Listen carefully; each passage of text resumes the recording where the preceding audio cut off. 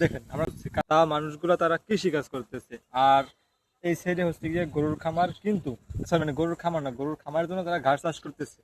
আর এই ঘাসের নিচে হচ্ছে গিয়া ওই সাইডে একটা গার্মেন্টস আছে, ওটার থেকে ড্রেনের যে পানি আসে, নোংরা পানিটা এখান থেকে চাইতেছে, তাও কিন্তু এখানের কেউ থেমে নেই। আর আমরা যারা গ্রাম কেন্দ্রিক আছি, আমরা কিন্তু কৃষি কাজটা করি সবাই, কিন্তু অতটা মানে মানুষের মতো এরকম আবেগ দিয়ে করি না। দেখেন এই সময়ে কোথাও কিন্তু ধান চাষ হয় না, তাও এই ধানগুলো কতটা মানে আপনার হচ্ছে গিয়া কীটপতঙ্গ মুক্ত, মানে বোঝাই যাচ্ছে না যে এটা এরকম হচ্ছে। আর যদি আমাদের গ্রামে এরকম কেউ চাষ করতো, তাহলে দেখা যাচ্ছে যে ধানের আপনার শীষগুলো পোকে কেটে ফেলছে, তারপরে ফলনগুলো অনেক পাতলা পাতলা হচ্ছে।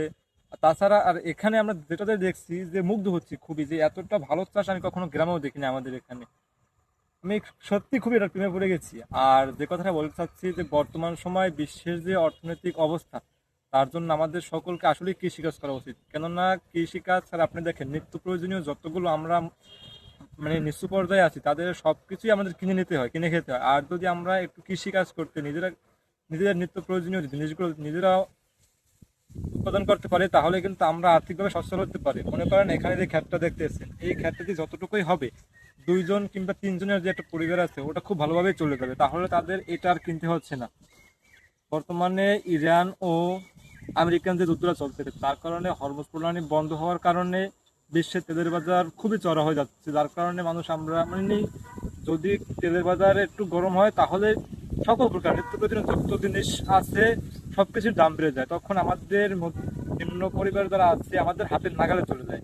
তাই আমি বলতে চাই যে আমরা যারাই আছি গ্রামে বসে আছি, যদি কম করে হয় সর্বশেষে একটু কৃষিকাজ করি, মনে করেন আপনার মাসিক 1,000 টাকার বাজার লাগে, আপনি যদি 300 টাকাও নিজের উৎপাদন করতে পারেন, তাহলেও কিন্তু আপনার ওই 300 টাকা সেভ হয়। মনে করেন যে আপনার 30% তেলের বাজারের কারণে যদি সবকিছুর দাম বৃদ্ধি পায়, তাহলে কি হয়, যদি আপনি এখন ওখান থেকে যে 300 টাকা সেভ করতেছেন, দাম বাড়ার পর ওই 300 টাকা ইনভেস্ট করলো, তখন আপনার কি হচ্ছে যে এক্সট্রা কোনো টাকা যাইতেছে না, কেননা আপনি কৃষিকাজ করে ওইটা সেভ করতে পারতেছেন। তাই বলি যে আপনারা যারা বসে আছেন, বসে না থেকে সকলে কৃষিকাজ করুন, দেশের অর্থনীতিতে নিজেরাও সংযুক্ত হন, বেকার থাকবেন না।